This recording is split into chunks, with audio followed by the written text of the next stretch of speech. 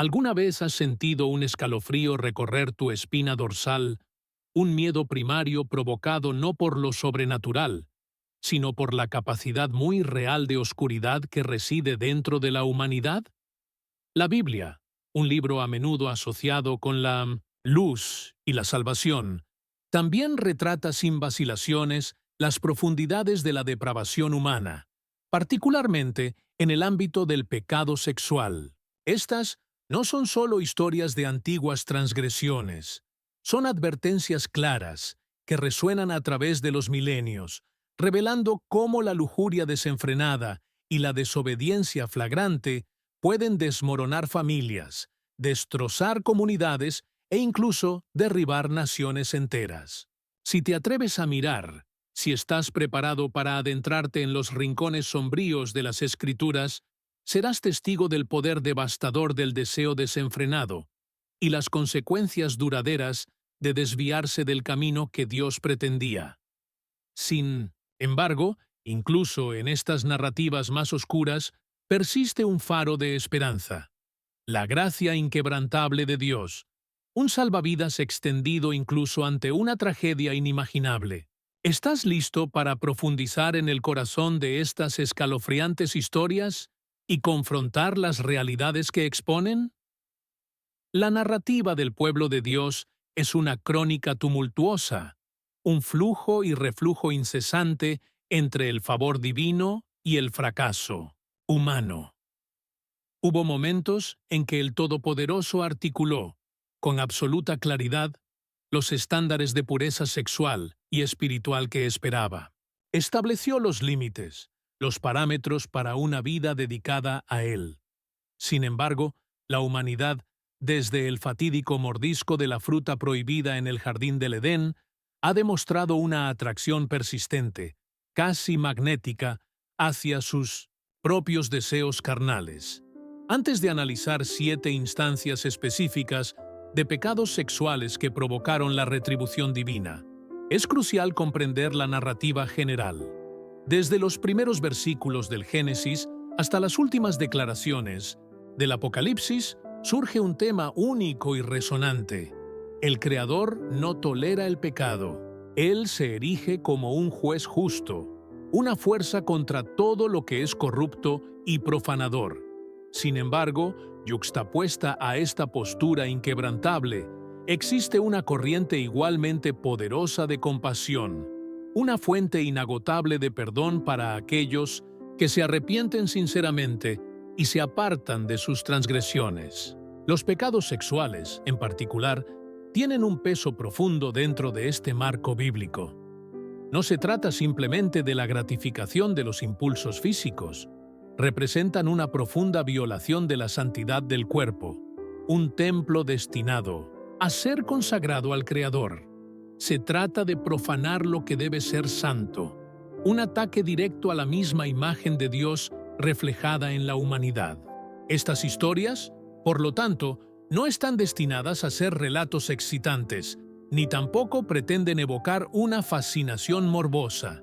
Son, ante todo, parábolas de advertencia, grabadas en la piedra de la historia para servir como un recordatorio perpetuo de las peligrosas consecuencias de las pasiones desenfrenadas. Es inquietante considerar que las mismas personas que presenciaron la partición del Mar Rojo, que temblaron ante la voz atronadora de Dios en el monte Sinaí, también fueron capaces de sucumbir a las formas más básicas de inmoralidad. Incluso los reyes elegidos por Dios, los profetas venerados y los sacerdotes a quienes se les confió mantener la pureza de la adoración, fueron víctimas de estas tentaciones destructivas. La Biblia relata estas transgresiones no para impactar o para complacerse en una condena sin sentido, sino para ilustrar una verdad vital y humillante. Nadie, independientemente de su posición espiritual o posición social, es inmune al atractivo del pecado. Cualquiera, sin vigilancia constante y un corazón anclado en la palabra de Dios, puede sucumbir a los susurros seductores de la tentación. Estas no son historias de esas personas de entonces, son espejos que reflejan el potencial para el bien y el mal que reside en cada corazón humano, y por lo tanto requieren la más seria consideración. Primer pecado: la abominación de Sodoma y Gomorra. Esta historia, posiblemente una de las narrativas más conocidas del juicio divino en 1900, la Biblia sirve como un testimonio escalofriante de las consecuencias de la depravación sexual desenfrenada. La narrativa se desarrolla en Génesis 18 y 19, donde el Señor revela a Abraham que el clamor contra Sodoma y Gomorra ha alcanzado un clímax, un rugido ensordecedor de depravación que no puede ser ignorado. La inmoralidad sexual predominante en estas ciudades se manifestó en innumerables formas, desde la promiscuidad flagrante hasta los deseos distorsionados que transgredían la misma estructura de la decencia humana. No se trataba simplemente de lujuria, sino de la normalización y celebración de la perversión, un rechazo del orden natural establecido por Dios. Cuando dos ángeles, mensajeros enviados por el Señor, llegan a Sodoma en las horas del crepúsculo, Lot, el sobrino de Abraham, les ofrece hospitalidad, entendiendo el peligro que enfrentarían en las calles sin ley de la ciudad. Siente una sensación intuitiva de premonición, sabiendo que sus invitados no están seguros dentro del abrazo de la ciudad. Lot suplica a los ángeles que pasen la noche en su casa, lejos de los ojos libertinos de la ciudad. Sin embargo, incluso su humilde morada no se libra de la oscuridad de la ciudad. La casa de Lot pronto es rodeada por una multitud de hombres, jóvenes y viejos, todos exigiendo que entregue a sus visitantes para su perverso placer.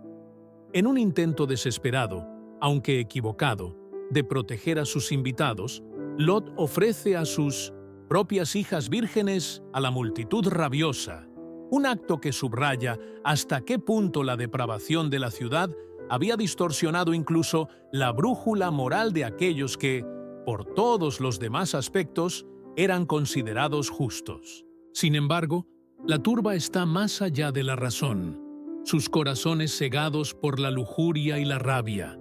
Los ángeles, reconociendo la inminente perdición de la ciudad, golpean a los hombres fuera de la casa de Lot con ceguera, dejándolos impotentes y desorientados, y luego ordenan a Lot que huya de la ciudad sin demora, bajo el solemne decreto de no mirar atrás. A la mañana siguiente, una tormenta cataclísmica de fuego y azufre desciende de los cielos, obliterando Sodoma, Gomorra y toda la llanura circundante. La destrucción fue tan completa que dejó la tierra estéril, un claro recordatorio de la severidad del juicio de Dios. La esposa de Lot, sin embargo, impulsada por un atractivo irresistible de curiosidad, desobedece la orden y lanza una mirada hacia la ciudad condenada.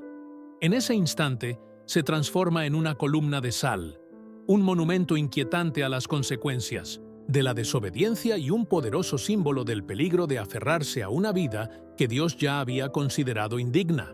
Esta devastación no fue un acto arbitrario, fue una respuesta divina a una sociedad que se había sumido en un abismo de inmoralidad, una sociedad que no solo había abrazado el pecado, sino que también lo había celebrado, y en eso había rechazado la esencia misma de Dios.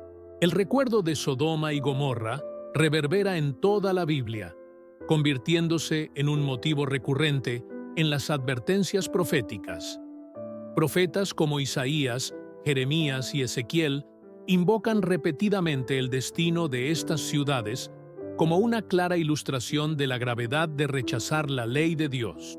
No era simplemente un grupo marginal de transgresores los que habían caído en el pecado, más bien era una cultura entera, inmersa en una búsqueda incesante del placer y comprometida en prácticas que eran una burla de la santidad. La lujuria, desenfrenada, el completo desprecio por la dignidad humana y la perversión del orden natural habían llevado a Sodoma a convertirse en un símbolo de absoluta corrupción moral. Incluso los niños fueron criados en un ambiente desprovisto de límites morales, donde la perversión se normalizaba y todo lo que se consideraba santo era ridiculizado. La narrativa en Génesis sirve como una lección intemporal. Cuando un pueblo, una sociedad o incluso un individuo llega a un punto de no retorno, cuando han elegido irrevocablemente el camino de la depravación sobre la rectitud, el juicio de Dios es inevitable. Llegará, tan seguro como el sol naciente. El apóstol Pedro, en sus epístolas del Nuevo Testamento, reitera esta aleccionadora verdad, enfatizando que la destrucción de Sodoma y Gomorra sirve como un faro de advertencia para todos los que elegirían seguir un camino similar.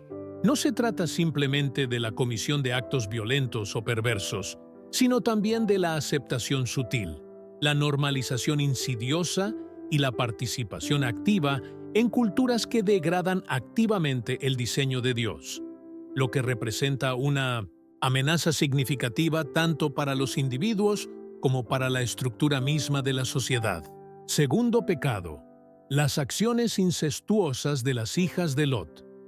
Inmediatamente después de la destrucción de Sodoma y Gomorra, Lot, junto con sus dos hijas, buscaron refugio en las montañas, sus mentes y corazones tambaleándose por la devastación que habían presenciado. Las chicas, tal vez creyendo que ningún otro hombre sobrevivió al cataclismo, fueron consumidas por una abrumadora sensación de desesperación, un temor de que su línea familiar se extinguiera. En un momento de profunda falta moral, alimentado por su miedo y su comprensión distorsionada de lo correcto y lo incorrecto, idearon un plan desesperado y aborrecible: emborrachar a su padre y acostarse con él, perpetuando el linaje de su familia a través de un acto incestuoso. La historia, detallada en Génesis 19, a partir del versículo 30, revela cómo el trauma y la persistente influencia de la sociedad depravada de Sodoma llevaron a estas jóvenes a cometer un acto atroz. La hija mayor, encabezando el complot, llenó a Lot de vino hasta que perdió todo sentido de conciencia. Luego concibió un hijo con su propio padre, quien permaneció completamente ajeno a la naturaleza de su encuentro. La noche siguiente, la hermana menor hizo lo mismo, repitiendo el horrible acto y también quedando embarazada. La hija mayor dio a luz a Moab, el progenitor de los moabitas, y la menor dio a luz a Ben-Ami, el antepasado de los amonitas. Trágicamente, estas dos naciones más tarde se convertirían en adversarios perennes de Israel, llevando al pueblo de Dios a las mismas prácticas idólatras contra las que habían sido advertidos. La historia de las hijas de Lot ilustra la naturaleza insidiosa de la corrupción moral y cuán profundamente la influencia tóxica de Sodoma había penetrado en sus corazones. Si bien Lot fue considerado justo en su generación, sus hijas habían crecido dentro del entorno moralmente en bancarrota de la ciudad y habían absorbido sus valores retorcidos. Cuando se enfrentaron al miedo, el aislamiento y lo que percibían como un futuro sombrío para su linaje, volvieron a la moralidad distorsionada que habían presenciado en Sodoma, actuando de acuerdo con el estándar depravado con el que estaban familiarizadas. No hay absolutamente ninguna indicación de que Dios aprobara sus acciones. Por el contrario, la existencia misma de los moabitas y amonitas sirvió como una clara ilustración de cómo una semilla sembrada en pecado puede germinar en generaciones de conflicto y alejamiento de Dios. Estas naciones más tarde, a lo largo de la historia de Israel, llevarían al pueblo de Dios a la idolatría, enredándolos en rituales paganos inmorales. Los actos incestuosos de las hijas de Lot resaltan claramente los peligros de permitir que el corazón y la mente se formen por culturas moralmente corruptas.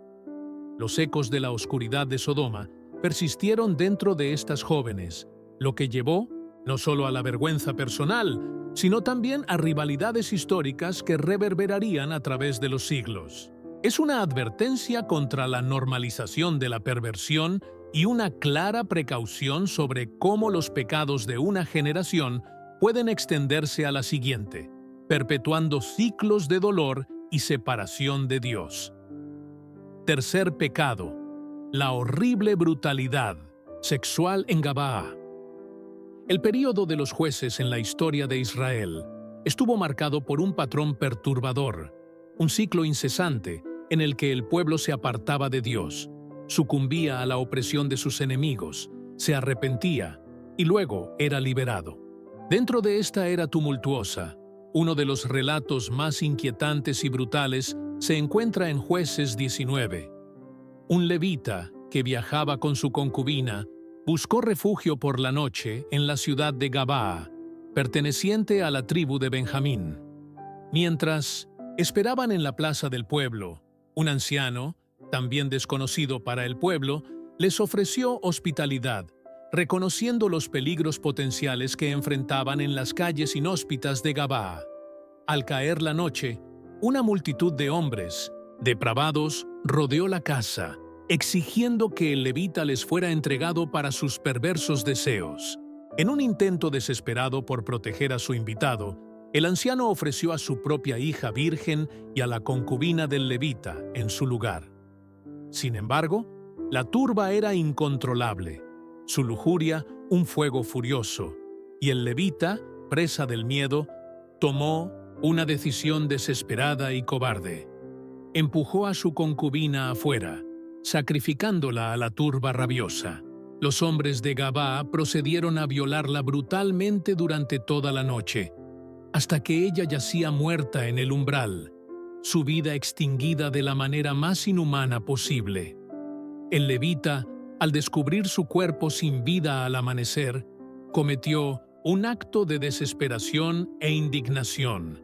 Llevó su cadáver a casa, lo cortó en 12 pedazos y envió cada pedazo a las diferentes tribus de Israel. Un mensaje espantoso diseñado para galvanizar a la nación e encender su justa ira contra la crueldad de Gabaa. Las repercusiones de este horrible crimen se extendieron mucho más allá de la tragedia inmediata. Al presenciar la barbarie infligida a la concubina, las otras tribus de Israel exigieron que Benjamín entregara a los culpables para que se hiciera justicia. Sin embargo, la tribu de Benjamín eligió proteger a los perpetradores de este atroz acto, lo que llevó a una devastadora guerra civil entre los israelitas. Miles perecieron, y la tribu de Benjamín fue llevada al borde de la aniquilación. Al final del conflicto, solo quedaban 600 hombres benjamitas que se refugiaron en las rocas, ya que la tribu fue casi aniquilada por esta guerra. La masacre masiva fue una consecuencia directa de una cultura que había permitido e incluso protegido los más atroces crímenes sexuales. La decisión de la tribu de proteger a los perpetradores y la posterior masacre sirven como una clara advertencia contra los peligros de la complacencia ante tal mal. La crisis se intensificó hasta tal punto que casi extinguió una de las 12 tribus de Israel, cambiando para siempre el paisaje y la estructura de la nación. Esta historia ilustra poderosamente que Dios no permanece en silencio cuando se enfrenta a la violencia sexual, especialmente cuando alcanza tal grado extremo. La guerra posterior no fue simplemente un conflicto entre tribus, fue una lucha contra la decadencia moral que había infectado los corazones de un pueblo que se suponía que era santo, una nación que se esperaba que se opusiera a tales acciones y que se adhiriera a un estándar más alto. Cuarto pecado: la inmoralidad profana de Ofni y Finés. Después de la era de los jueces, el pueblo de Israel hizo la transición hacia una monarquía. Sin embargo, hubo un período intermedio donde el sumo sacerdote, Elí, sirvió como su líder espiritual. Sus hijos, Ofni y Finés, fueron designados como sacerdotes para guiar al pueblo en la adoración del Señor. En lugar de defender su deber sagrado, transformaron el tabernáculo en un refugio de abuso y corrupción. Como se registra en 1 Samuel, fueron culpables de robar las mejores porciones de los sacrificios, que estaban destinados al Señor, y aún más reprensiblemente, tuvieron relaciones sexuales con las mujeres que servían a la entrada del tabernáculo. Su cargo sacerdotal, destinado a encarnar la esencia misma de la santidad, se convirtió en una plataforma para la satisfacción de sus deseos básicos, profanando el lugar más sagrado de Israel. Elí, consciente de la maldad de sus hijos, intentó corregirlos. Sin embargo, sus reprimendas fueron tibias, sin la severidad y la urgencia necesarias para lograr un cambio. No tomó la acción definitiva de destituirlos de sus cargos. En consecuencia, su comportamiento escandaloso profanó la santidad del tabernáculo y trajo una profunda vergüenza al nombre de Dios. La lenidad de Elí, su negativa a disciplinar firmemente a sus hijos, condujo a consecuencias irreversibles. El Señor, incapaz de tolerar el comportamiento atroz de Ofni y Finés, anunció a través de un profeta que su línea sacerdotal se extinguiría. La señal de este juicio divino sería la muerte de ambos hijos de Elí el mismo día. En 1 Samuel 4, presenciamos el cumplimiento de esta profecía durante una guerra contra los filisteos. Ofni y Finés murieron en batalla, y el Arca del Pacto, el artefacto más sagrado de Israel, fue capturado por sus enemigos. Al escuchar estas devastadoras noticias, Elí cayó de su silla y murió, abrumado por la magnitud de la tragedia. La catástrofe que cayó sobre la casa de Elí envió un mensaje resonante al pueblo. La inmoralidad sexual y el abuso de poder no serán tolerados por el Creador. Con la desaparición de estos sacerdotes corruptos, se inició un nuevo capítulo en la historia de Israel, cuando Samuel se levantó para asumir el manto del liderazgo espiritual. El trágico final de la familia de Elí subraya la enorme responsabilidad confiada a los líderes religiosos y cómo cualquier negligencia del deber y violación de los mandamientos de Dios puede tener consecuencias devastadoras que se extienden hacia afuera, contaminando y corrompiendo a todo un pueblo. Quinto pecado: la traición de Baal Peor. La historia de la transgresión de los israelitas en Baal Peor, como se detalla en Números 25, revela una combinación particularmente insidiosa de adoración de ídolos e inmoralidad sexual. En este punto de su viaje, los israelitas habían atravesado el duro desierto durante un período prolongado, acercándose a las fronteras de la tierra prometida. Habían sido sostenidos por la provisión milagrosa de Dios, recibiendo maná diariamente, y habían presenciado su poder de primera mano en la partición del Mar Rojo y la revelación de su ley en el monte Sinaí. Sin embargo, a pesar de la abrumadora evidencia de la fidelidad de Dios y a pesar del establecimiento de reglas, siguieron siendo propensos a la tentación, vulnerables al atractivo del mundo que los rodeaba. Es en este contexto que tuvo lugar uno de los pecados colectivos más atroces, una traición que involucró la idolatría y la inmoralidad sexual. Para comprender el alcance total de esta transgresión, es esencial entender la precaria situación. Moab y Madián, los pueblos que habitaban las tierras circundantes, se vieron profundamente amenazados por la presencia de los israelitas.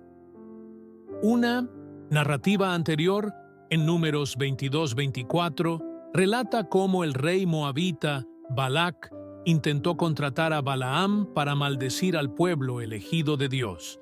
Aunque Balaam no pudo pronunciar una maldición, porque el Señor intervino, el texto sugiere en otros pasajes, como Números 31-16, que el profeta divulgó una estrategia a Balac que fue mucho más efectiva que una maldición directa: la seducción y el atractivo de la idolatría. Las mujeres de Moab y Madián comenzaron a acercarse a los israelitas bajo la apariencia de una hospitalidad inocente, extendiendo invitaciones a fiestas y celebraciones donde honraron a Baal Peor, la principal deidad de la región. A pesar de Minoche haber recibido instrucciones estrictas con respecto a la santidad de Dios y la prohibición de mezclarse con prácticas paganas, los hombres israelitas comenzaron a aceptar estas invitaciones. Para muchos, Estos eventos podrían haber parecido un respiro bienvenido de las dificultades del desierto, una oportunidad para disfrutar de comidas exóticas, música animada y el atractivo de mujeres que parecían acogedoras y amigables. Sin embargo, la atmósfera de estas reuniones estaba impregnada de prácticas prohibidas por el Señor, y los rituales asociados con Baal Peor involucraban actos sexuales, y por lo tanto, el pecado no era solo la inmoralidad en sí misma, sino la traición absoluta de un pacto espiritual. En lugar de servir al único Dios verdadero, los israelitas comenzaron a venerar a una deidad falsa, abandonando su compromiso con el Todopoderoso. La consecuencia inmediata fue una rápida erosión de su identidad como pueblo santo, ya que comenzaron a adoptar costumbres extranjeras, perdiendo la esencia misma de lo que los distinguía de las naciones paganas que los rodeaban. La adoración de ídolos en Baal Peor no fue aislada, estaba intrínsecamente entrelazada con la inmoralidad sexual, con la adoración del Dios involucrando actos de perversión sexual como un medio de apaciguamiento. Los hombres israelitas que se enredaron con las mujeres moabitas y madianitas no estaban simplemente cometiendo adulterio o fornicación, estaban participando en un ritual que era antitético a su pacto con Dios. La gravedad de su transgresión no residía simplemente en los actos sexuales ilícitos, sino en su participación en la adoración idólatra de otro Dios. Cuando esta transgresión se generalizó, dentro del campamento israelita, se desató una plaga repentina y devastadora sobre el pueblo. Las Escrituras registran que 24,000 personas perecieron, Números 25:9, en lo que no fue simplemente una enfermedad natural, sino una intervención divina directa, una respuesta a la flagrante infidelidad del pueblo. Fue un juicio que subrayó la gravedad de su incumplimiento del pacto, un asalto a un vínculo espiritual. La adoración de ídolos y la lujuria habían corrompido a toda la nación y habían traído la muerte a miles de vidas. En medio de este caos, mientras el pueblo estaba aterrorizado por la propagación de la muerte, ocurrió un evento de desafío aún más flagrante. Un hombre israelita, Zimri, Números 25:14, descaradamente llevó a una mujer madianita, Cosbi, Números 25:15, a su tienda, a la vista de Moisés y toda la congregación, que estaban llorando e implorando misericordia a la entrada de la tienda de reunión. Fue en el mismo momento de desesperación nacional y súplica que este hombre cometió abiertamente el mismo pecado que estaba causando la plaga, como en abierto desafío a la santidad de Dios. En este momento crucial, Finees, el nieto de Aarón e hijo del sumo sacerdote Eleazar, actuó rápida y decisivamente. Agarrando una lanza, entró en la tienda y mató tanto a Zimri como a Cosbi. Las Escrituras establecen que en el mismo instante de esta intervención, la plaga cesó. Si bien la escena es gráfica, la Biblia enfatiza que Dios elogió la acción de Finees como un acto de celo justo, una acción que efectivamente detuvo la rebelión que amenazaba a todo el pueblo. El celo de Finees no fue simplemente una expresión de ira personal o sed de sangre. Fue un acto de indignación santa contra un pecado que estaba cobrando innumerables vidas y difamando el mismo nombre de Dios. La intervención inmediata del Señor al detener la plaga ilustró que sin tales medidas drásticas, toda la nación podría haber sido destruida. Después del cese de la plaga, Dios ordenó a Moisés que implementara medidas estrictas para separar a los israelitas de los moabitas y madianitas que habían sido cómplices de esta traición espiritual. Números 25, 16, 18. Era esencial extirpar el mal de raíz, asegurando que el pueblo aprendiera a valorar la santidad y no sucumbiera al atractivo de las prácticas paganas una vez más. Fue un recordatorio resonante de que el Señor no compartiría su gloria con dioses falsos. Baal Peor se convirtió en un símbolo perdurable de lo fácil que el corazón humano puede ser desviado cuando es seducido por la gratificación inmediata, de lo rápido que uno puede olvidar su liberación divina. La pérdida de 24,000 israelitas es un aleccionador recordatorio de que el pecado, especialmente cuando involucra la adoración de ídolos y la inmoralidad sexual, no solo afecta al individuo, sino que también corrompe a toda la comunidad y socava los mismos cimientos del bienestar social. La narrativa revela una tendencia humana común, una propensión a cambiar el bienestar espiritual a largo plazo por momentos fugaces de placer sensorial, haciendo que muchos pierdan de vista al Dios que los había liberado, y una severa advertencia contra la mezcla de lo sagrado y lo profano. Baal Peor es un claro ejemplo del poder destructivo de la adoración de ídolos y la lujuria, mientras que las plagas y los juicios divinos que siguieron subrayan la santidad y la justicia de Dios. Las acciones de Finés demuestran que incluso ante la corrupción desenfrenada, una postura audaz por la justicia puede restaurar el orden.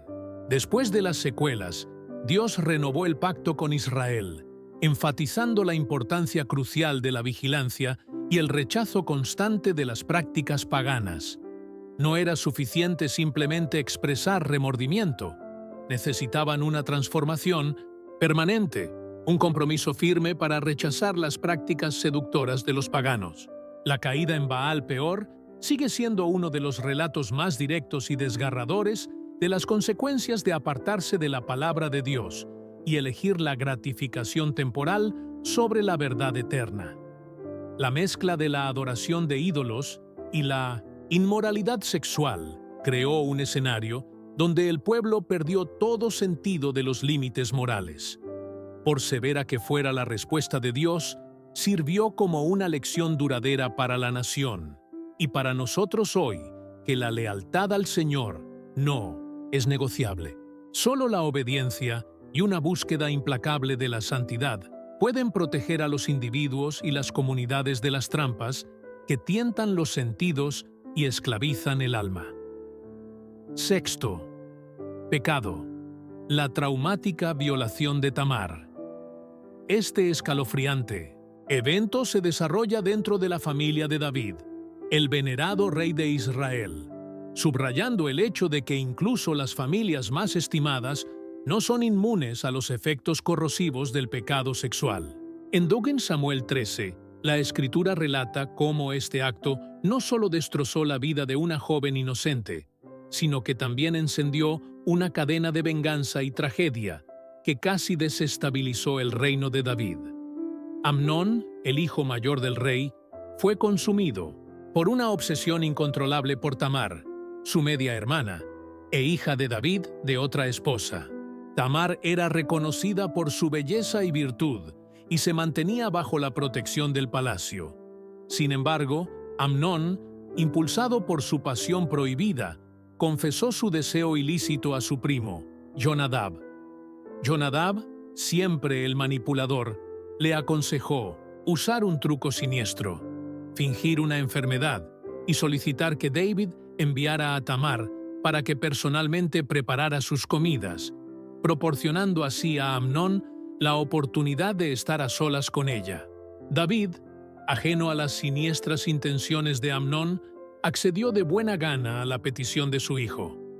Mientras Tamar cuidaba amorosamente a su hermano, trayéndole comida con ternura fraternal, Amnón la sorprendió, cerró las puertas con llave y la violó brutalmente.